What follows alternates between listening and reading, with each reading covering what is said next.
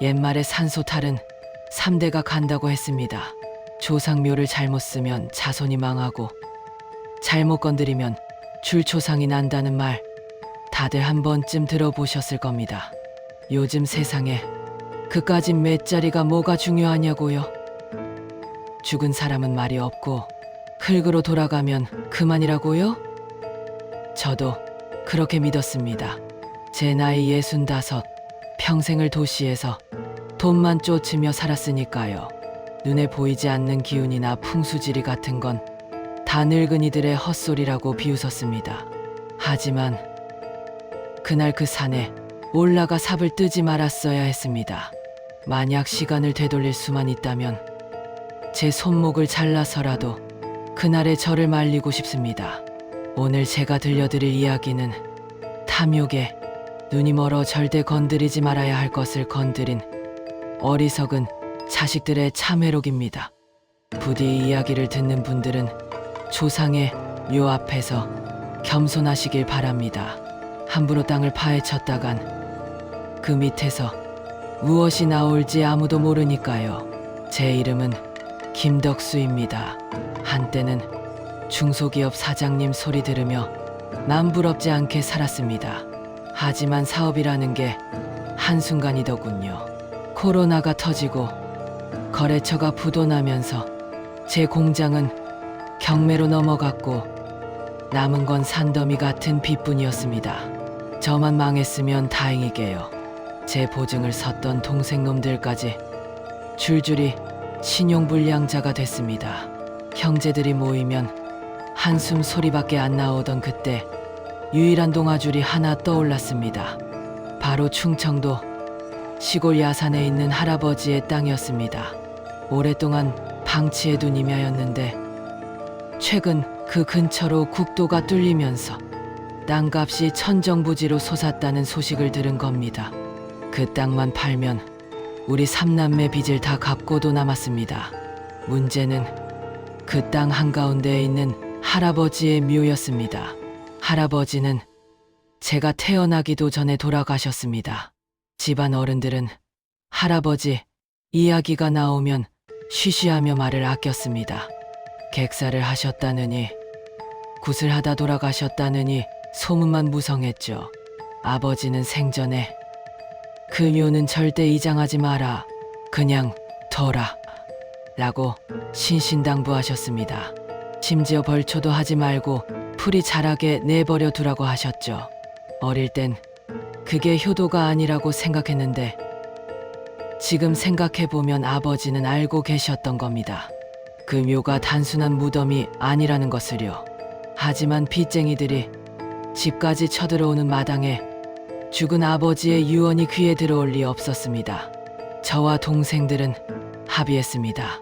땅을 팔려면 묘를 없애야 하니 파묘에서 화장해 버리자고요. 뼈를 태워 강물에 뿌려들이면 더 좋은 곳으로 가시지 않겠냐며 우리는 서로를 합리화했습니다. 사실은 묘가 차지하고 있는 그 땅 한 평이 아쉬웠던 거지만요. 그렇게 우리는 이장을 서둘렀습니다.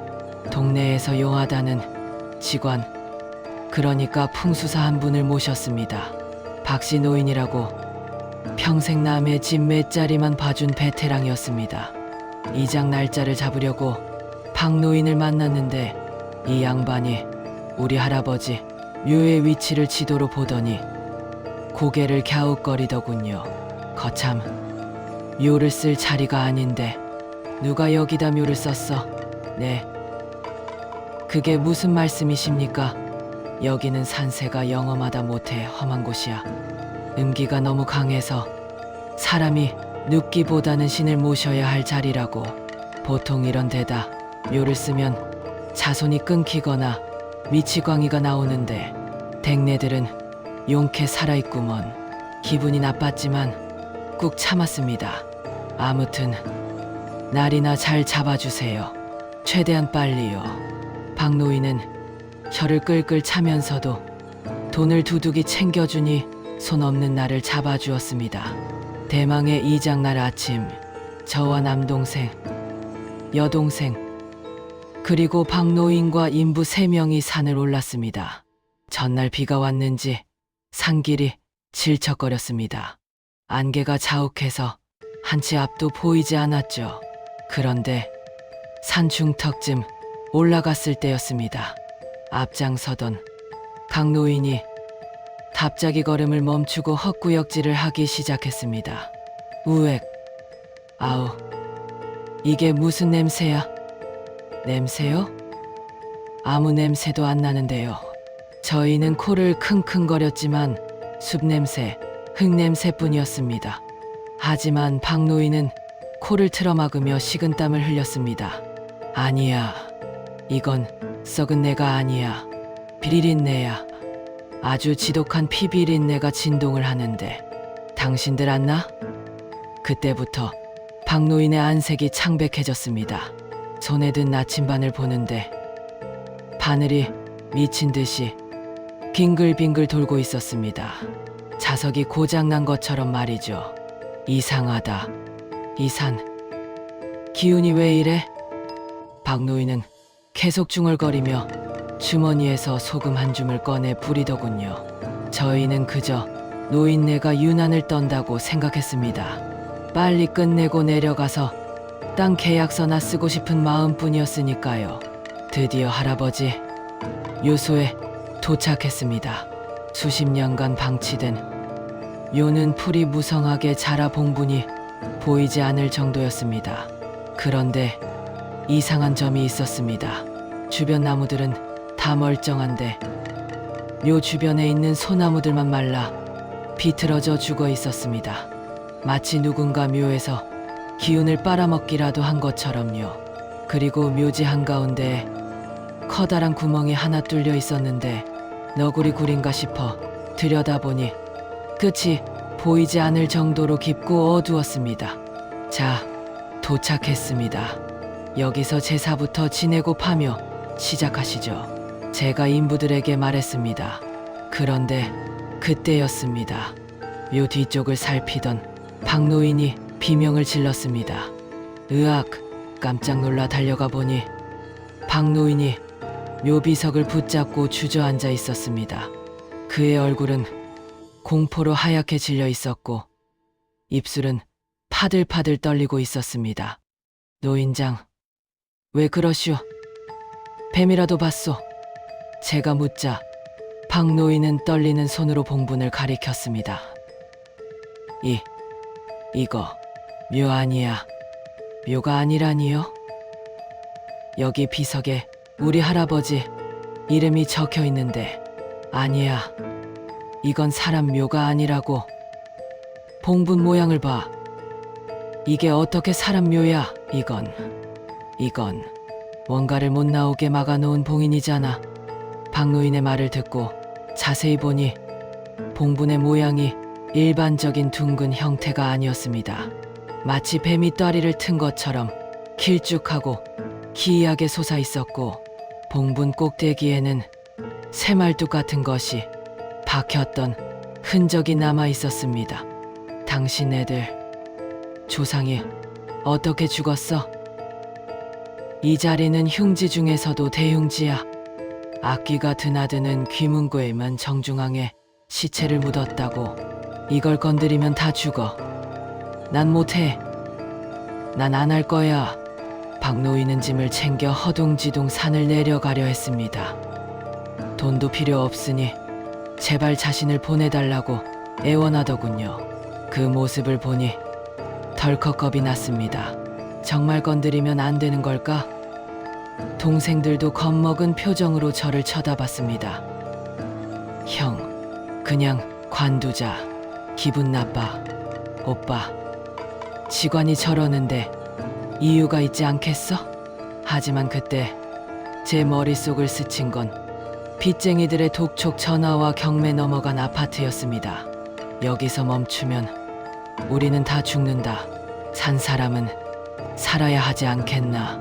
귀신보다 무서운 게 가난이었습니다. 저는 도망가려는 박노인의 옷자락을 붙잡고 소리쳤습니다. 어딜 가요? 돈 받았으면 일을 해야지. 미신 믿고 도망가는 게 전문가요? 그깟 귀신이 나오면 내가 다 책임질 테니까 시키는 대로 해요. 제 눈이 뒤집힌 걸 봤는지 박노인은 체념한 듯 한숨을 내쉬었습니다. 책임 진다고 했소. 후회하지 마시오. 이 묘 파내면 그 화는 당신 혼자 감당 못해. 박노인은 떨리는 손으로 술 한 잔을 묘에 뿌리고는 인부들에게 손짓했습니다. 파보시오. 대신 관 뚜껑 열 때까진 숨도 크게 쉬지 마시오. 포크레인이 들어올 수 없는 곳이라 인부들이 삽으로 파내려 갔습니다. 푹 젖은 흙이 파이는 소리가 산속의 정적을 깼습니다. 그런데 흙 색깔이 이상했습니다. 보통 깊이 파면 황토가 나와야 하는데 이곳의 흙은 검다 못해 시커먼 뻘 같은 진흙이었습니다. 그리고 파면 팔수록 아까 박노인이 말했던 그 비린내가 진동을 했습니다. 생선 썩는 냄새와 피 냄새가 섞인 역겨운 악취에 인부들도 코를 막고 헛구역질을 해가며 억지로 땅을 팠습니다. 1시간쯤 팠을까? 텅 삽 끝에 딱딱한 것이 걸리는 소리가 났습니다. 관이었습니다. 찾았습니다. 인부의 외침에 우리는 구덩이 안을 내려다봤습니다. 그런데 드러난 관의 모습이 충격적이었습니다. 보통 쓰는 나무 관이 아니었습니다. 시커멓게 오칠을 한 관이었는데 관 뚜껑 위에는 붉은색 페인트, 아니 피로 쓴 듯한 부적들이 어지럽게 그려져 있었습니다. 그리고 관 귀퉁이마다 굵은 쇠사슬이 칭칭 감겨 있었습니다. 마치 안에서 무언가가 튀어나오지 못하게 결박해 놓은 것처럼요. 이게 뭐야? 동생이 뒷걸음질 쳤습니다. 박노인은 관을 보자마자 그 자리에 털썩 주저앉아 덜덜 떨더군요. 연병알, 첩장겹장도 아니고 이게 무슨... 여보시오. 건드리지 마. 쇠사슬 풀지 마. 박노인이 소리쳤지만 이미 늦었습니다. 돈 욕심에 눈이 먼 저는 인부들에게 지시했습니다. 빨리 열어. 쇠사슬 끊고 뚜껑 따. 인부들이 절단기로 쇠사슬을 끊어냈습니다. 체행, 쇠사슬이 끊어지는 소리가 날카롭게 울려 퍼졌습니다. 그리고 빠루를 관 틈에 끼워 젖히기 시작했습니다. 끼, 뚝. 오래된 나무가 비명을 지르며 뚜껑이 열렸습니다. 우리는 숨을 죽이고 관 안을 들여다봤습니다. 할아버지의 유골이 있겠거니 했습니다. 하지만 관 뚜껑이 완전히 열린 순간 그 안에 들어있던 것을 보고 여동생은 비명을 지르며 기절했고 인부들은 삽을 내던지고 도망쳤습니다. 저 역시 다리에 힘이 풀려 구덩이 속으로 굴러떨어질 뻔했습니다. 관 속에는 할아버지가 없었습니다. 사람의 시체가 아니었습니다. 그 좁은 관 안에는 목이 잘린 짐승의 사체들과 사람의 머리카락으로 만든 뭉치가 가득 차 있었습니다. 그리고 그 털 뭉치 한가운데 아주 오래된, 하지만 섬뜩할 정도로 생생한 눈빛을 한 그거지 우리를 쳐다보고 있었습니다. 도대체 할아버지의 묘에는 왜 시신이 없었을까요? 그리고 관 속에 들어있던 그것의 정체는 무엇이었을까요? 박노인이 기겁하고 도망친 이유, 이제야 알 것 같았습니다. 우리는 판도라의 상자를 연 겁니다. 아니, 지옥의 문을 제 손으로 열어버린 겁니다. 그날 산에서 내려온 뒤 우리 가족에게 닥친 끔찍한 재앙들, 돈 때문에 조상을 팔아먹은 대가가 얼마나 처참한지 다음 이야기에서 똑똑히 보여드리겠습니다. 아직도 조상묘 돈 되면 팔아도 된다고 생각하십니까? 다음 편을 보시면 생각이 달라지실 겁니다. 구독 누르시고 절대 건드리지 말아야 할 묘의 비밀을 확인해 보십시오.